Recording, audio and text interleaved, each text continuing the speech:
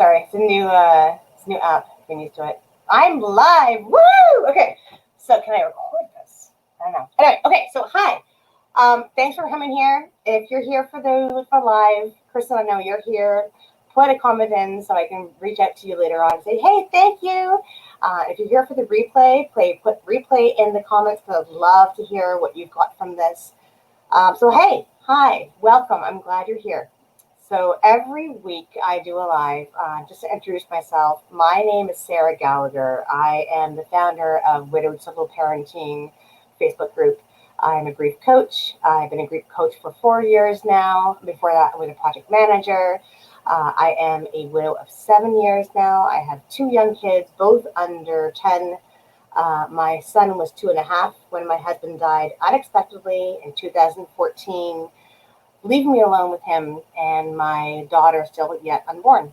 And through that, I have decided to make my life goal to help other widows get through where they are, because being a widow is the most horrible thing that anyone could ever go through, especially when you're young and you're expecting to have a life with your partner, and it just doesn't happen. And you've lost your life, you've lost your dreams, you've lost all of that. And I didn't have that. I didn't have any kind of support for myself when I was going through my grief. And I think our society in general are not very good at handling grief. And so I wanted to create this group for us so we can be able to be here and here for us. But more than that, I wanted to have this group because I wanted to help you guys go forward. It's more than just venting, which is great. And it's more than just sharing, which again is great. But it's also to figure out how to get to the next steps, how to get forward in your grief, how to move with your grief through your life with your grief as a companion.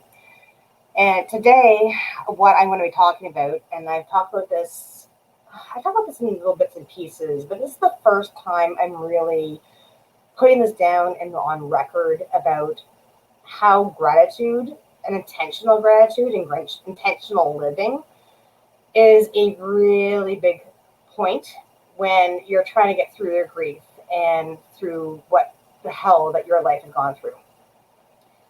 So, as you know, life is shattered when you lost your loved one and you're trying to pick up the pieces. And for me to say to you, hey, just be grateful for what you have sounds extraordinarily trite.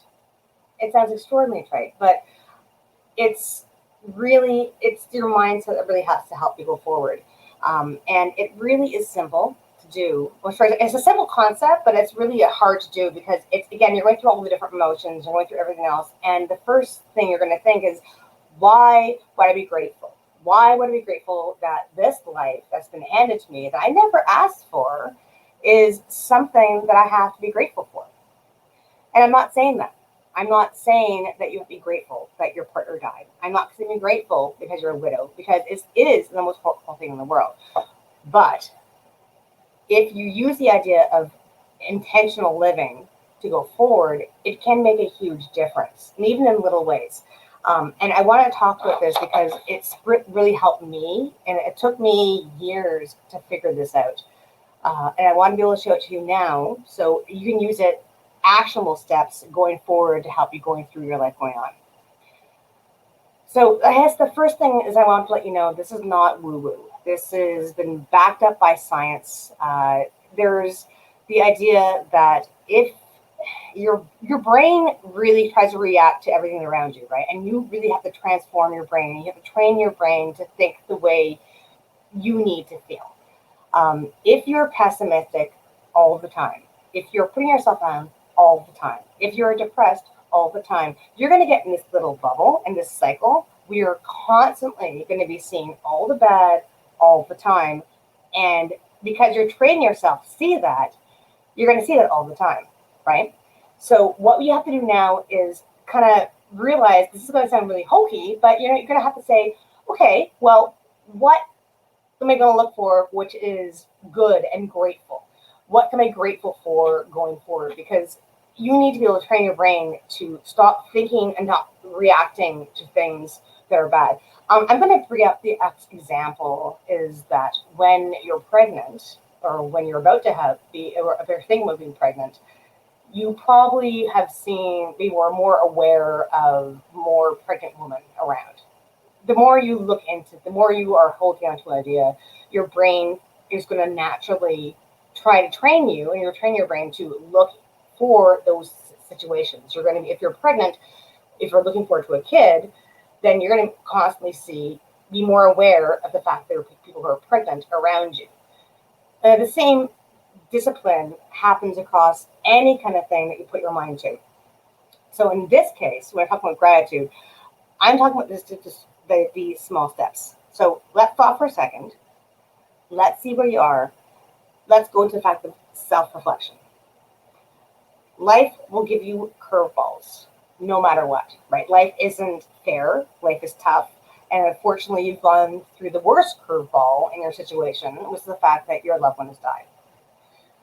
Now, I'm not saying don't feel all the feelings, because you're going to feel all the feelings, because grief is not straightforward. You're going to feel anger, sadness, depression, happiness.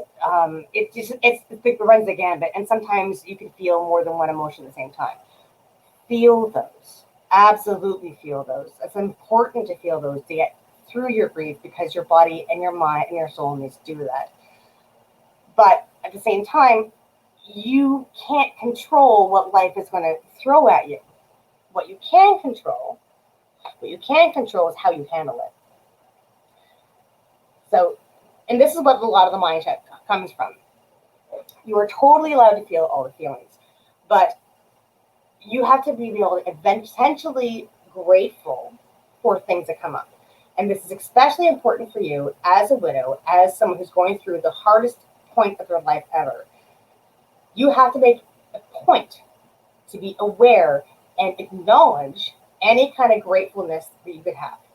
And this could be a small thing. This could be, oh my goodness, I woke up at 7 o'clock in the morning this morning and I slept last night. Or, oh my God, I actually had a shower. I haven't had a shower in 3 days, but I had a shower. I am grateful by that time I had a shower. This can be self-reflection. This could be grateful for your children. I am so grateful that even though my child had a freaking temper tantrum and threw their food all over the floor, by the end of it, I got a great snuggle and we had bedtime. And I'm grateful for that.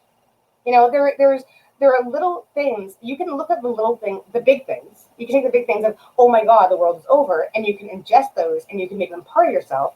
And you can, because it's really easy. But the hard part, and it's a very simple thing to do, but it's really hard to do, especially when you're going through grief, is to look for those grateful moments and acknowledge them. Say them out loud if you need to. So at first, it's going to sound, even if you're not grateful at first, if you're saying like, I am so grateful the sun came out today. That sounds like a ridiculous idea, because of course the sun's going to come out every single day. But if you intentionally say that, if you get into the mindset of doing this every day, your mind will start tricking you, and it'll start recognizing, hey, the sun's here. This is a good thing. Hey, my boy or my girl woke up when I wanted them to, or they had a nap when I wanted to. It's really training your brain to look forward to those good things. And with the little steps that you can make, these can come into bigger things.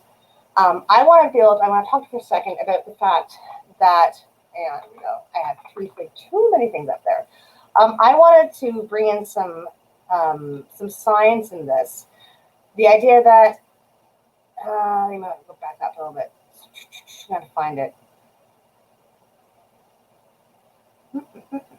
When you start to feel this gratitude, you're also creating these natural endorphins in yourself.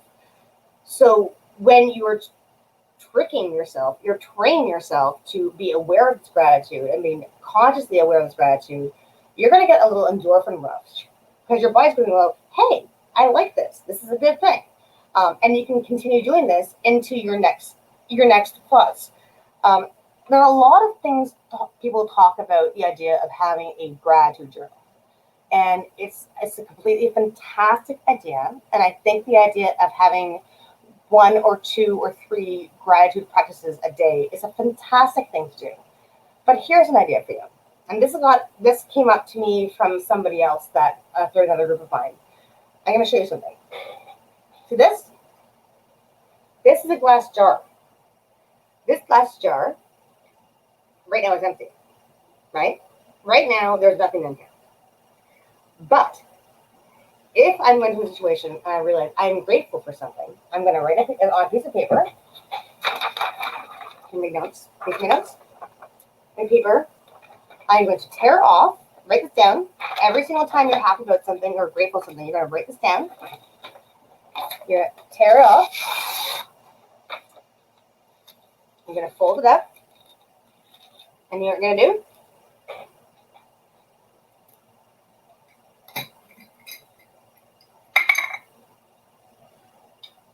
You're going to put that little piece of paper. Can't really see it. It's one little piece of paper. So here's an empty jar with one little piece of paper. One little piece of paper with your thoughts of gratitude. Just one. Now, what if you do this every day? What if you, without even counting, without even being aware of it, just every day, find a time to sit down and write a piece of gratitude onto a piece of paper and put it in that jar. Don't look at it. Just keep doing it.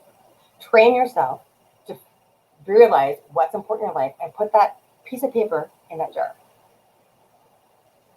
In a month, when you go back, you're going to look at that jar and realize where you've come. You're going to have that one little piece of paper, which has been turned into maybe 5, 10, 15, I don't know. Make whatever you want of it. Let's say one gratitude a day. It's 30 pieces of paper in there that you can look at that and go, hey, that's something. Those are 30 different pieces of paper, 30 different ways that I've trained myself. I'm rediscovering how this can be a good thing for me. There is goodness in my life. There is gratefulness in my life. It's a wonderful practice because when you are going through all the different feelings and all the different griefs, all you can look at is the moment. So if you have a system like this where you actually have a physical representation of what you've been feeling, of your gratitude, you can look back at that and say, this is how far I've come. Now, I'm going to give you some examples of what you can do to what those gratitudes can be. The example I'm going to give, and you're not going to like this, but it's very true, is that you have to be aware and grateful for the friends and the family and the people that you're in your life right now. Being alone is the most horrifying thing in the world. Being alone without your best friend, your lover, and your spouse is atrocious. And unfortunately, you do lose a lot of your friends and your acquaintances because they won't get what you're going through. However, the ones that are there, the ones that you are trying to step up, the ones who are trying to reach out to, be grateful for them. Tell them. Say, hey, I'm grateful for you. Say, hey, I'm glad you're a part of my clan, that you're here. People like to hear that. People like to feel that influence, that they're doing something. They feel like they're actually helping. And that's all they really want to do. All they want to do is help. So if you say, hey, if you acknowledge that, then they're going to do gratitude back to you. You can be gratified in gratitude because you are still alive. And that's something horrendous and terrible in itself, because who wants to be alive after their loved one is dead? But you are supposed to be here and you have to go forward. And you should be grateful for the fact that you are still here and you can keep going. There are so many benefits to feeling gratitude. It's a very vulnerable thing to go through, because it's a situation where you have to listen to yourself, you have to listen to your mind and your body and your soul, and you can really pay attention to your surroundings around you. You have to feel it not just in your mind, but you'll get it into your body as well. You'll notice that as you push into that gratitude, it affects not just you mentally, and not just affects you spiritually and emotionally, but it affects your body. Again, when you do this, you have this endorphin rush. And if you keep doing this, even that little bit of endorphin rush, when you're going through the worst of your situations, your body attracts that. It loves it. It wants to go forward. Your mind loves it. Your soul loves it. And the more you do it, the more, I'm not going to say easy, because it isn't easy, especially when you're going through what you're going through, but the more comfortable it is to be in that uncomfortableness. And eventually it will become something so sacred and so important to you that it's the one thing that's going to change everything. Intentional gratitude. You can look it up. There are so many different blogs out there. There are so many different readings out there. This is not woo-woo. I promise you, this is something that you do every day, whether you're writing in your journal, whether you are putting stuff in your jar, whether you're telling your kids, whether you're just being to yourself intentionally in the morning. Find the space yourself to be able to aware of it. Hey, I can do this. As you continually do this, you are changing how you see things. Instead of seeing everything doom and gloom, which will be there, you're going to start being aware of the good things that are out there. You're going to start being aware of the gratitude that happens. Again, it comes back to the idea of when you're pregnant, you all of a sudden are more aware of pregnant people. When you are practicing gratitude on a daily basis, you're going to be more aware of the gratitude of the things that are happy in your life. And that's something that's desperately needed when you're going through the grief that you are. If you need help figuring that out, I have written a post about this in my blog about a year ago. I would love to share it with you. If you would like to have that post, put it in the comments and I will push it out to you.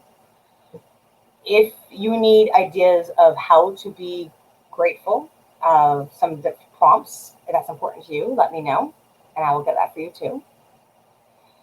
And if you're in a situation where you don't think you can figure out what that is and you don't know how to find gratitude because you're just so wound up in everything and just widowdom is too much and solo parenting is too much, that's when you call me. That's when you DM me. That's when you reach out to me. This is what I've been doing for 4 years. I have recently decided to make this my full-time job. I want to be there for you because I never had this, and it's important that you do, that I can be there for you. If you need help, DM. In the meantime, I want you to put in the DMs, or in the comments, what are you grateful for today? Just take a moment. Take a moment and think, what is one thing that has really made me happy? What is one thing that has been my sunshine and an otherwise gloomy day? Put it in the comments. I'd love to see it.